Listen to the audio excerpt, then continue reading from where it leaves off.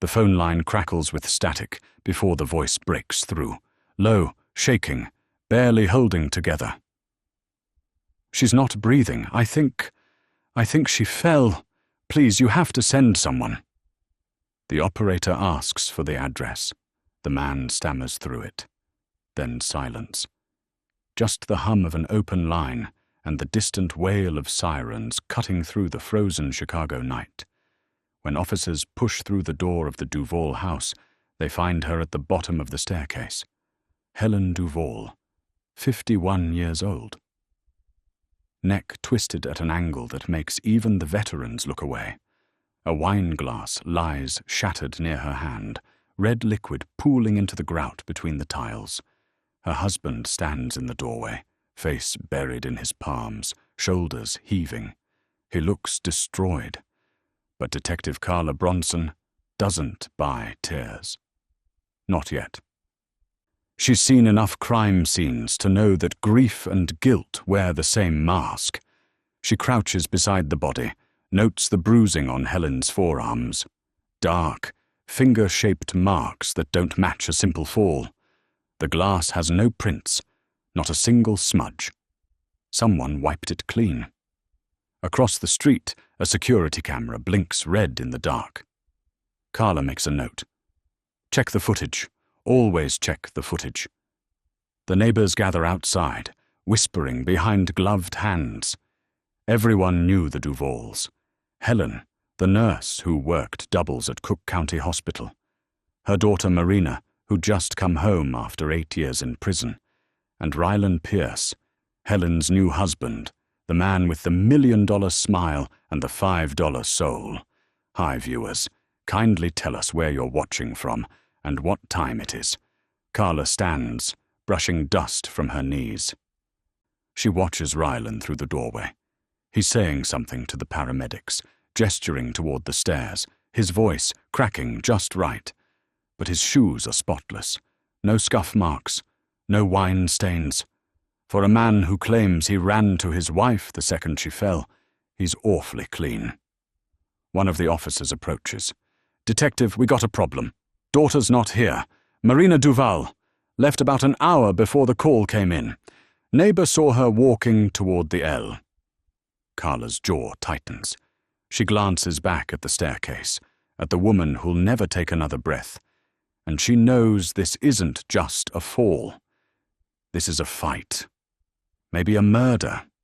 And somewhere in this freezing city, a daughter who just lost 8 years behind bars is running from something. Or running toward it. The question isn't whether someone killed Helen Duval. The question is whether the person who called 911 is the one who pushed her, or if the woman who wasn't there is the one who wanted her dead. But here's what the detectives don't know yet. This story didn't start with a body at the bottom of the stairs. It started years ago, with a girl who believed love was worth dying for, and a man who taught her it was. What would you do if the person you sacrificed everything for became the reason you lost it all? Marina Duval sees Rylan Pierce for the first time on a Tuesday, outside a corner store on Ashland Avenue. She's 22, juggling 2 bags of groceries and a phone that won't stop buzzing. He's leaning against a truck with his name stenciled on the side, Pierce contracting, wearing a grin that could sell anything. "Need a hand?" he asks. She doesn't, but she stops anyway. Rylan is 31, built like someone who works with his hands, but dresses like he doesn't have to. His jeans fit just right. His watch catches the light. When he talks, he leans in close, like everything she says matters more than it should. "You always this independent?" he teases, taking one of the bags. "You always this forward?" "Only when it's worth it." It's a line. She knows it's a line. But it works. Within 2 weeks, they're inseparable. He takes her to dinner at places she can't pronounce, orders wine she's never heard of. He talks about his business, about flipping houses on the north side, about making something out of nothing. He says he sees that same hunger in her, the need to prove she's more than the South Side girl everyone expects her to be. Marina feels seen. It's intoxicating. Her mother, Helen, isn't impressed. She watches Rylan with the same quiet caution she uses at the hospital when a patient's vitals don't add up. Something's off. She just can't name it yet. He's too smooth, Helen says one night, folding laundry in the kitchen. You mean charming, Marina corrects. I mean rehearsed. Marina rolls her eyes. Her mother has been alone for 5 years, ever since her father died. Of course she doesn't trust men anymore. Of course she sees danger where there's only confidence. But Rylan isn't dangerous. He's different. He's the first person who makes her feel like she's enough. One evening, he shows up at the house with flowers for Helen. Not roses. Tulips, her favorite. He sits at the table, asks about her shifts, laughs at her stories. By the end of the night, even Helen's walls crack a little. Marina watches from the hallway, heart swelling. This is what family looks like. This is what forever feels like. If only she'd known. He wasn't building a future. He was studying a blueprint, learning which doors to open, which locks to pick. Do you think some people are born liars, or does desperation teach them how to smile while they steal your life? Helen Duvall doesn't sleep much anymore. 12-hour shifts at the hospital leave her bones aching and her mind too wired to rest. Tonight, she sits at the kitchen table, a mug of tea going cold between her hands. Upstairs, she hears Marina laughing, that bright, reckless sound she hasn't heard in years. Rylan's voice rumbles low in response. He's staying over again. 4th time this week. Helen stares at the steam rising from her cup. She wants to be happy for her daughter. She wants to believe Rylan is everything Marina says he is. But every time he walks into a room, Helen feels a shift in the air, like the moment before a storm when the sky goes still and the birds stop singing. She's seen men like him before, at the hospital, in the waiting rooms, smooth-talking husbands who swear they'll change, boyfriends who cry on cue, men who know exactly what to say to keep women tethered to them. But maybe she's wrong. Maybe grief has made her paranoid. Her late husband, Marcus, was nothing like Rylan. Marcus was steady, dependable, the kind of man who fixed the sink without being asked and remembered anniversaries. When he died, sudden, a heart attack at 47, Helen thought she'd buried her capacity to love anyone else. But lately, when Rylan sits at this table, when he asks her how she's doing in that careful, genuine way, something in her chest loosens. He listens like Marcus used to. He looks at her like she's more than just Marina's mother. It scares her how much she likes it. One night, Marina goes out with friends. Rylan stays behind, says he wants to help Helen with a leaky faucet. He works quietly, sleeves rolled up, hands confident. They talk. He tells her about his own mother, how she worked herself to death, raising him alone, how he never wants to take strong women for granted. Helen feels her guard slip, just a little. When he leaves, he squeezes her shoulder, a simple gesture, innocent. But it lingers longer than it should. Upstairs, Marina texts him good night. Downstairs, Helen washes the dishes and wonders why her hands are shaking. 2 women, 1 man. And a trap being set so slowly, neither of them sees the cage until it's locked. If you had to choose between your daughter's happiness and your own gut instinct, which would you trust? The call comes in at 2 in the morning. Break-in on the west side. Elderly homeowner injured. Suspect fled the scene in a dark truck. By dawn, police have Rylan Pierce in custody. They found tools in his truck bed that match the pry marks on the window. A witness places him at the scene. The homeowner, 73-year-old man, has a fractured skull and can't remember anything past the sound of glass breaking. Ryland swears it wasn't him. Says he was at a job site, alone. No alibi. Marina gets the call from a detective at 6 a.m. Her world tilts. She rushes to the station, heart hammering, hands numb. This is a mistake. It has to be. But when she sees him through the glass, handcuffed to a table, something in his face cracks. He looks at her like a drowning man, and she's the only one who can pull him out. "I didn't do it," he says, when they let her in. His voice is raw. "I swear to God, Marina, I didn't." She believes him. She has to. The charges are serious. Aggravated assault, burglary. If convicted, he's looking at 15 years minimum. Ryland's lawyer is expensive. Too expensive. He'll lose everything trying to fight this.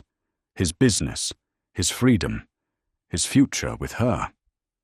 That's when Marina makes the choice that will haunt her for the rest of her life. She tells the detectives she was with him, that she drove the car, that she's the one who helped him leave the scene. Her mother begs her not to do it. Begs her on her knees in the hallway outside the interrogation room. "Marina, please, you didn't do this. Don't lie for him." But Marina isn't lying. Not in her heart. Love means standing by someone when the world turns its back. Love means sacrifice. "If I don't protect him, who will?" she whispers. Helen watches her daughter walk into that room and destroy her life, and she knows in that moment she's lost her. The trial is fast. Marina's confession seals it. The prosecutor paints her as an accomplice, Ryland as the mastermind. But Marina's the one with no priors, no history of violence, the one who took the stand and said she loved him enough to risk everything. She gets 8 years.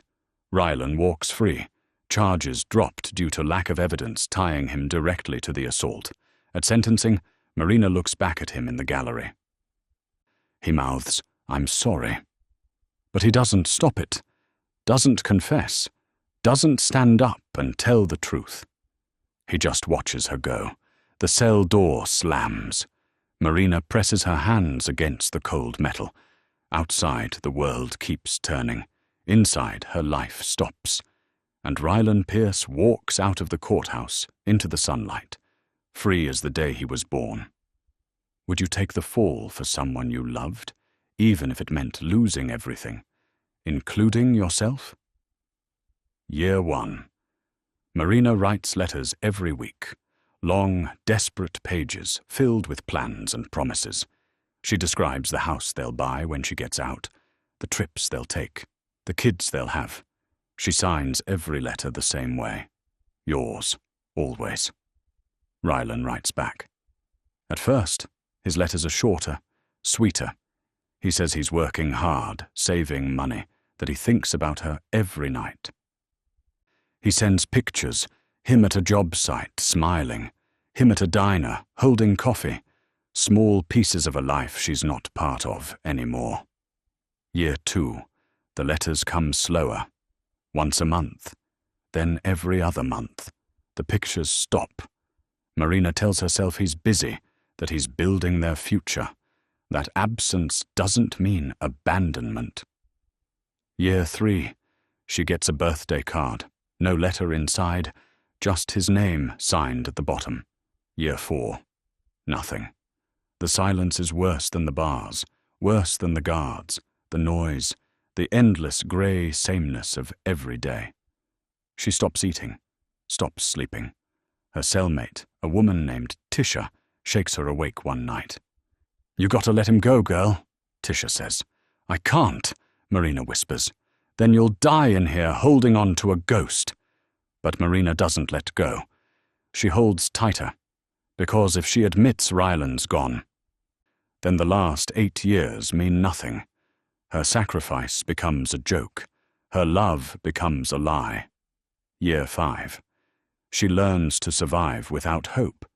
She works in the kitchen, keeps her head down, counts days in scratches on the wall. Other inmates ask about her story. She doesn't tell them. It's too humiliating. Year 6. She finds out through another inmate's smuggled phone. Ryland's been seen around the South Side, at bars, at restaurants, with women. Marina vomits in the bathroom. Tisha holds her hair. Year 7. She writes one final letter. Asks him to visit. Just once, please. It comes back unopened. Address unknown. Year 8. The parole board approves her release. Good behavior. Model inmate. She's 30 years old and has nothing to her name but a bus ticket and a garbage bag full of prison-issued clothes. On the day she walks out, the sky is too bright, the air is too cold. She stands outside the gates, waiting for someone, anyone, to pick her up. Her mother comes, alone. Helen looks older, greyer. Her hands tremble when she reaches for Marina's bag. "Where is he?" Marina asks. Helen doesn't answer right away. She just opens the car door and says, "Let's go home." Marina climbs in. She watches the prison shrink in the rear-view mirror. For 8 years, she's dreamed of this moment. Freedom, reunion, forgiveness. But as the car pulls onto the highway, something in her chest twists, because her mother won't look at her. And the silence between them feels like a confession. By the time those gates opened, the life she thought she was coming back to no longer existed. And the man she'd given everything for had already moved on, into the last place she'd ever think to look. If you lost 8 years of your life for someone and came home to find them gone, would you walk away, or would you hunt them down? Marina stands in the doorway of her childhood home, staring at the mantel above the fireplace. At first, her brain refuses to process what she's seeing. A photograph in a silver frame, her mother in white lace, Rylan in a charcoal suit, his arm wrapped around Helen's waist, both of them smiling like they'd just won something. She blinks. The image doesn't change. "Marina, wait." Helen's voice cracks behind her. Marina turns slowly. Her mother's face is pale, hands clasped like she's praying. Ryland stands in the kitchen archway, coffee mug in hand, frozen mid-sip. He looks exactly the same. Maybe better. Rested. Fed. Free. "What is this?" Marina's voice comes out flat. "Dead." Helen steps forward. "Let me explain." "Explain what?" Marina's eyes ping-pong between them. "Explain how you married the man I went to prison for. Explain how long you waited after I got locked up. 1 year, 6 months. It wasn't like that," Helen whispers. Ryland sets the mug down carefully. He clears his throat. "Marina, I know this looks bad." "Don't." She holds up a hand. Her whole body is shaking now. "Don't say my name. Don't act like you know me." He tries anyway. "After you went away, I was lost. Your mom helped me through it. We didn't plan this." Marina laughs. It's a sharp, ugly sound. "You didn't plan it. You just happened to fall into my mother's bed while I was rotting in a cell for you." Helen flinches like she's been slapped. "I didn't mean to hurt you." "Then what did you mean to do?" Marina's voice climbs. "What was the plan, Ma? Wait for me to die in there so you wouldn't have to see my face when I found out." The room goes silent, except for the hum of the refrigerator and the distant sound of traffic outside. Ryland shifts his weight. "We were going to tell you. We just needed time." 8 years wasn't enough? Helen's eyes fill with tears. "He was broken, Marina. He came to me. He needed someone. He needed a roof and money, and someone stupid enough to believe his lies." Marina's voice turns cold. "Congratulations, Ma. You won." She turns to leave, but Helen grabs her arm. "Please, don't walk out like this." Marina jerks free. "You took everything from me. My freedom, my future. And now I come home and you're wearing his ring?" She looks down at the gold band on Helen's finger, and something inside her snaps. "Did you even think about me? Even once?" Helen sobs. Rylan moves toward Marina, hand outstretched, but she backs away like he's radioactive. "I spent 8 years writing letters to a man who didn't write back," Marina says, voice trembling. "I dreamed about coming home, about us. And the whole time you were here, in my house, sleeping in my mother's bed, living my life." Rylan's jaw tightens. "It's not like that." "Then what's it like, Rylan? Tell me, because from where I'm standing, you got exactly what you wanted. I took the fall, you stayed free, and you traded up." Helen's knees buckle. She sinks onto the couch, face buried in her hands. Marina stares at them both, these two people who were supposed to love her, who were supposed to wait, who were supposed to be on her side. And all she feels is hollow. She walks to the door, grabs her bag. "Where are you going?" Helen calls after her. Marina doesn't answer. She steps out into the cold Chicago morning and doesn't look back. Behind her, the house that used to be home becomes a tomb, and the two people inside it become ghosts. When the person you loved most and the person who raised you both betray you, is there anything left worth saving? Or does the pain turn you into someone new? Marina rents a room above a laundromat on Halsted Street. The walls are thin, the heat barely works, but it's hers.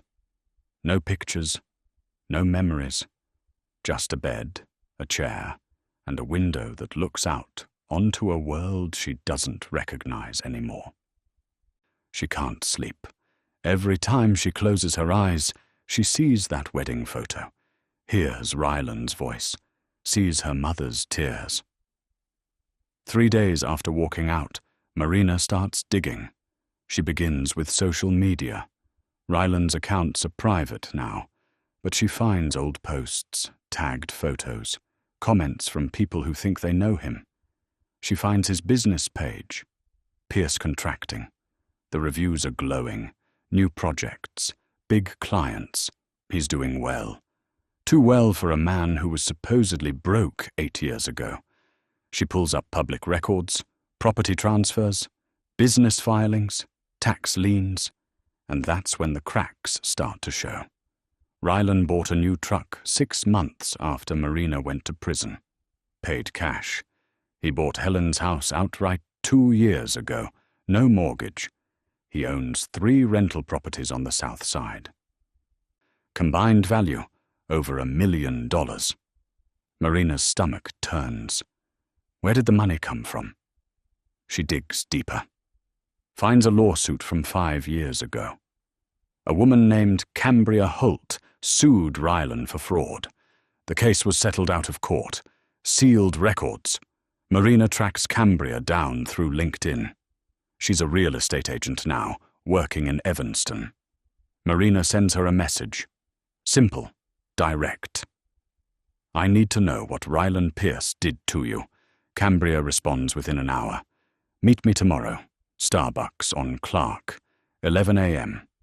The next morning, Marina sits in a corner booth, hands wrapped around a coffee she doesn't drink. Cambria walks in. Late 40s, sharp suit, cautious eyes. She sits across from Marina, studies her face. "You're the daughter," Cambria says. "You know about me? Everyone who's been burned by Rylan knows about you." Cambria leans back. "You're the legend, the girl who took the fall." Marina's throat tightens. "What did he do to you?" Cambria pulls out her phone, scrolls, shows Marina a photo. An older woman, elegant, smiling. "My mother, Lorraine. She met Rylan at a charity event. He was charming, helpful, started doing repairs on her house. Then he convinced her to invest in a property flip. She gave him $80,000. Let me guess, the property didn't exist. Oh, it existed. But Rylan never bought it. He pocketed the money. By the time we figured it out, he'd disappeared. Changed his number. Moved. We sued, but he had nothing in his name. Everything was in an LLC that dissolved a week later. Marina's hands curl into fists. He did the same thing to my mother. Cambria nods slowly. He has a type.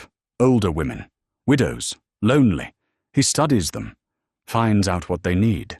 Then he becomes it. Marina feels sick. How many others? That I know of, 4. But I'd bet there are more. Marina stares at the table. Everything clicks into place. Rylan didn't love her. He loved her access. To Helen. To the house. To whatever money her father left behind. There's something else, Cambria says quietly. Your father had a life insurance policy. Unclaimed. Your mother didn't know about it because it was through an old union job. But Rylan knew. He found it. And once he married your mum, he could access it. Marina's blood runs cold. How much? $596,000. The room tilts. Marina grips the edge of the table. I'm guessing your mum doesn't know, Cambria says. Marina shakes her head. Then you need to stop him before he disappears again. Or worse. Marina looks up. Worse.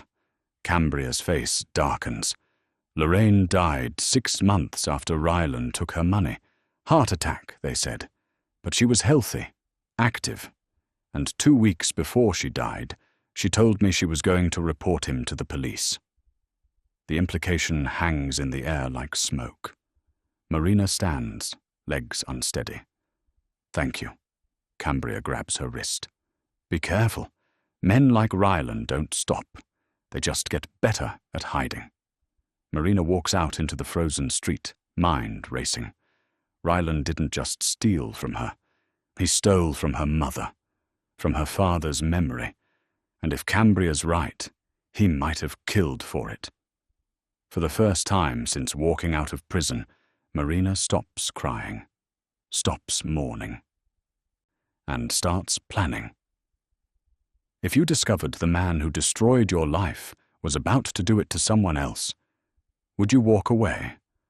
Or would you make sure he never hurt anyone again? The night is January cold, the kind that bites through jackets and settles in your bones. Marina stands across the street from her mother's house, breath clouding in front of her face. The lights are on upstairs. Shadows move behind the curtains. She's been watching for 3 days, learning their routine. Rylan leaves every morning at 7. Helen works the night shift twice a week. Tonight, they're both home. Marina crosses the street, climbs the porch steps. Her key still works. She lets herself in quietly. Inside, the house smells like dinner. Roasted chicken, garlic, something sweet baking. It smells like childhood, like safety. It makes her want to scream.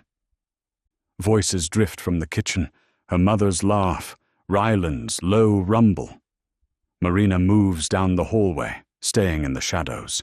I'm telling you, Rylan says, we could be in Arizona by spring. Nice little place, warm weather, start fresh. What about Marina? Helen's voice is small. She'll understand eventually. She just needs time. I don't think time fixes this, Rylan. Then what do you want me to do, Helen? She's not a kid anymore. She made her choice back then. We made ours now. Marina steps into the doorway. What choice did I make? They both freeze. Helen drops her wine glass. It shatters on the tile, red liquid spreading like blood. Marina, Helen starts. Don't. Marina's voice is ice. She looks at Rylan. Arizona, huh? With my father's insurance money. Rylan's face goes blank. I don't know what you're talking about. $596,000. Union policy. You found it. Filed the claim. Forged her signature. Marina steps closer. How long were you planning to wait before you disappeared? Helen's face drains of color. What is she talking about? Rylan holds up his hands. Marina, you're upset. You're confused. I met Cambria Holt and Lorraine's daughter, and 2 other women you scammed. Marina pulls out her phone, shows him the screenshots. Bank transfers, forged documents, the insurance claim with Helen's signature, except the handwriting doesn't match. Helen stares at the phone, then at Rylan. Tell me this isn't real. Helen, listen. Tell me. Her voice cracks. Rylan's face hardens. The charm drops away. You wouldn't understand. You've never had to fight for anything. Everything just gets handed to you. I spent 8 years in prison for you, Marina says quietly. And I didn't ask you to. Rylan's voice turns cruel. You made that choice. You wanted to be the hero. Well, congratulations. You saved me. And I moved on. Helen's hand flies to her mouth. Oh my God. I loved you, Marina whispers. You loved the idea of me, Rylan snaps, just like your mother did. You both wanted someone to save, someone to fix. Well, I don't need fixing. I need money, and you were both dumb enough to give it to me. Helen lunges at him, fists swinging. Get out of my house! Rylan catches her wrists, shoves her back. She stumbles, crashes into the counter. Marina rushes forward, but Rylan's faster. He grabs Helen by the shoulders, shakes her. You think you can just kick me out? He snarls. This is my house now. My money. My life. Let her go! Marina screams. Helen twists, breaks free, runs for the stairs. Rylan follows. Marina chases after them both. At the top of the landing, Helen spins around. I'm calling the police. No, you're not. Rylan's voice is dead calm. Rylan, please. He reaches for her. She steps back. Her heel catches on the edge of the top step. And then she's falling. Marina sees it in slow motion, her mother's arms flailing, mouth open in a silent scream, body tumbling backward down the stairs. The sickening crack when her head hits the bottom. Silence. Marina's ears are ringing. She can't move, can't breathe. Rylan stands at the top of the stairs, staring down at Helen's twisted body. Then he looks at Marina.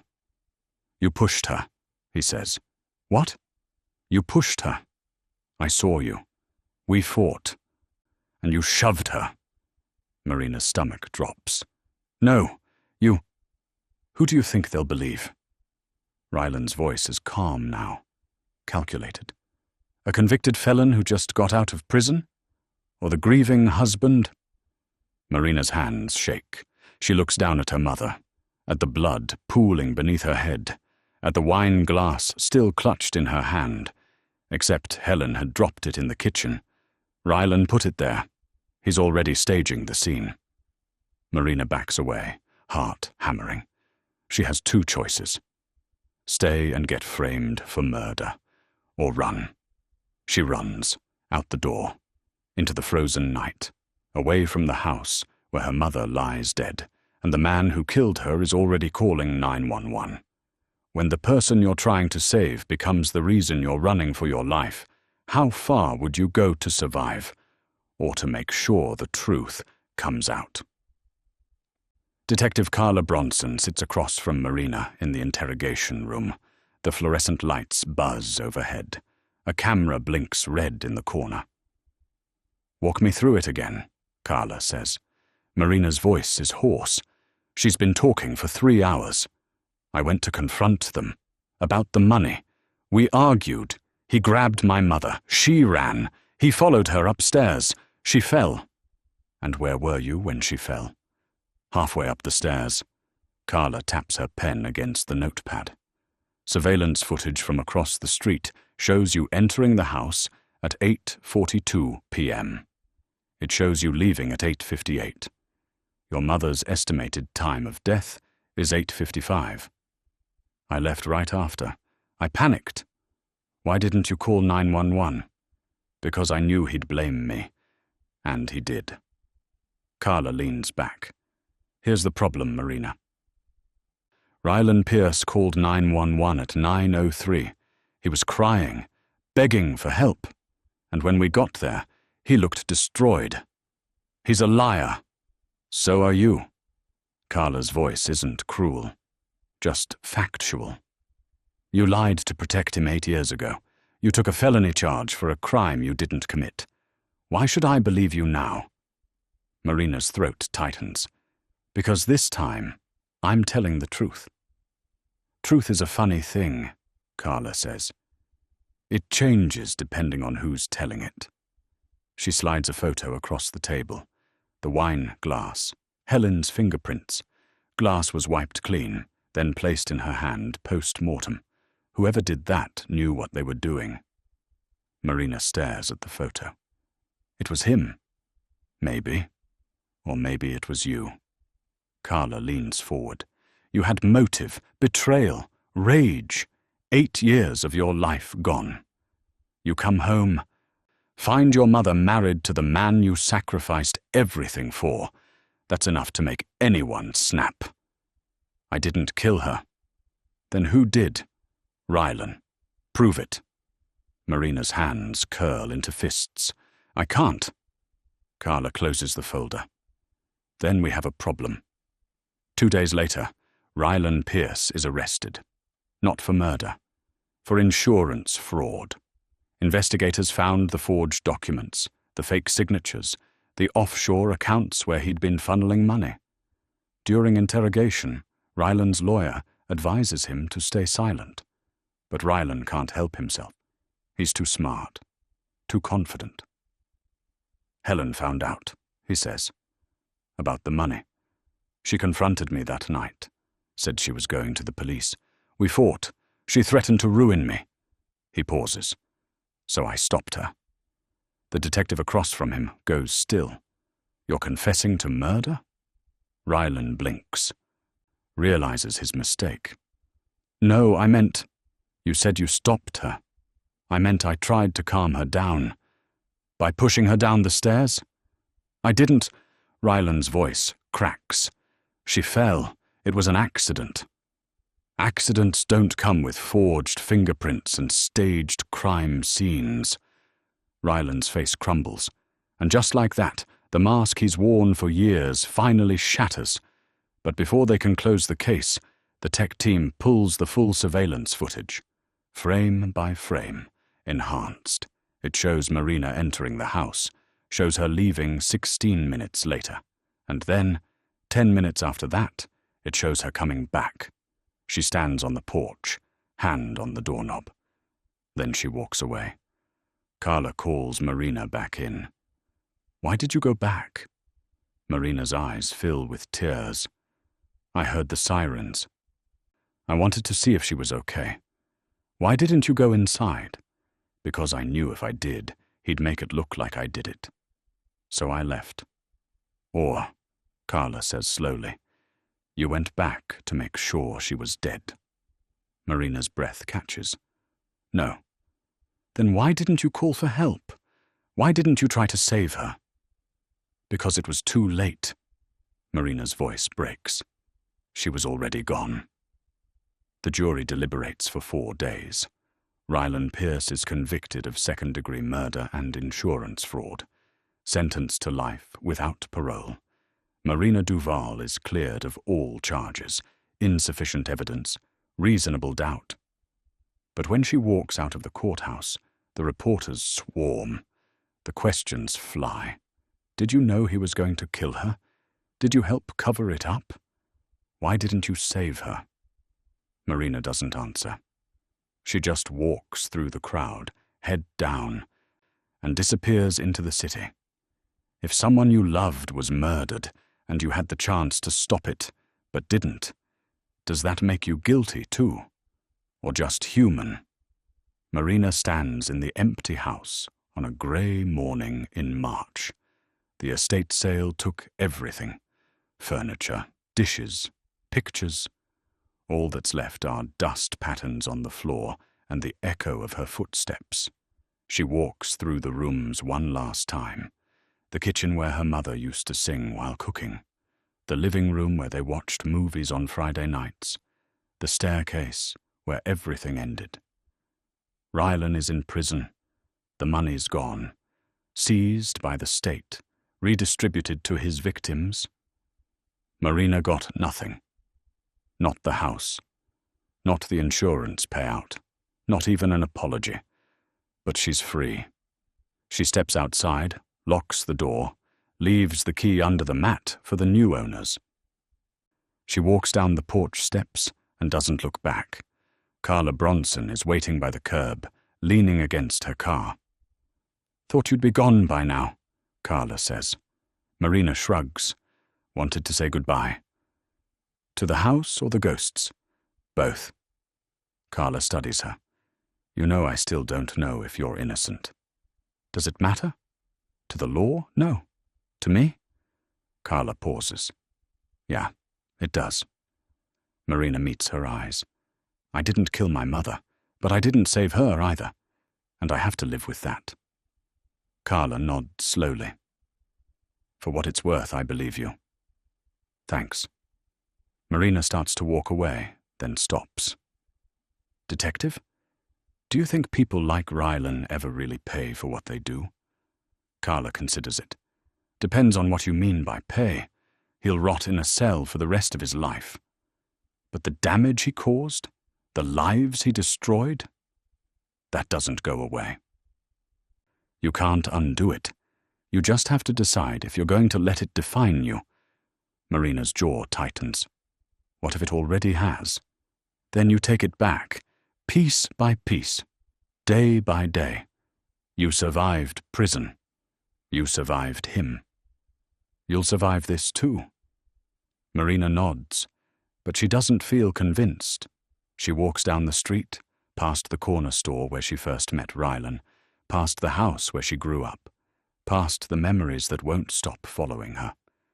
Somewhere in the city, life goes on. People fall in love, make mistakes, forgive, forget. But Marina doesn't know if she'll ever do any of those things again. She doesn't know if the girl who believed in love still exists, or if prison and betrayal killed her just as surely as Rylan killed her mother. All she knows is that she's still breathing, still moving forward. And maybe that's enough. She lost 8 years for him, lost her mother, lost herself. But she's still here. And Rylan Pierce, the man who thought he could take everything, is the one who ended up with nothing. Justice doesn't always look the way we think it should.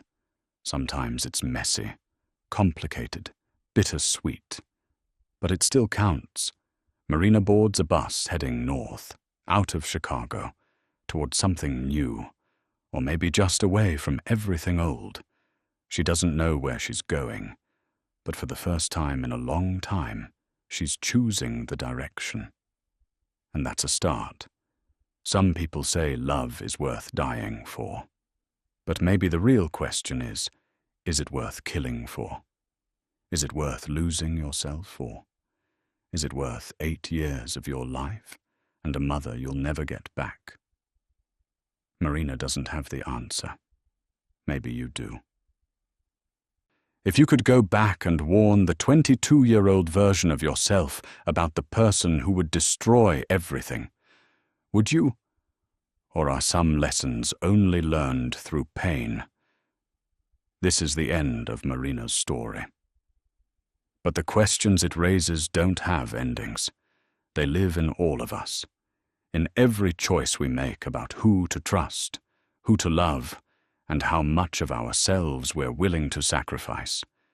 If this story moved you, inspired you, or made you think twice about the people in your life, we want to hear from you. Subscribe to this channel and turn on notifications so you never miss another story that challenges, inspires, and opens your eyes to the complexity of human nature. Drop your thoughts in the comments below. Share your story. Inspire others who might be going through something similar, because every voice matters. Every experience counts, and together we can turn pain into power and survival into strength. Thank you for watching. Stay safe, stay aware, and remember, the people who ask you to sacrifice everything for them are usually the ones who will sacrifice you first.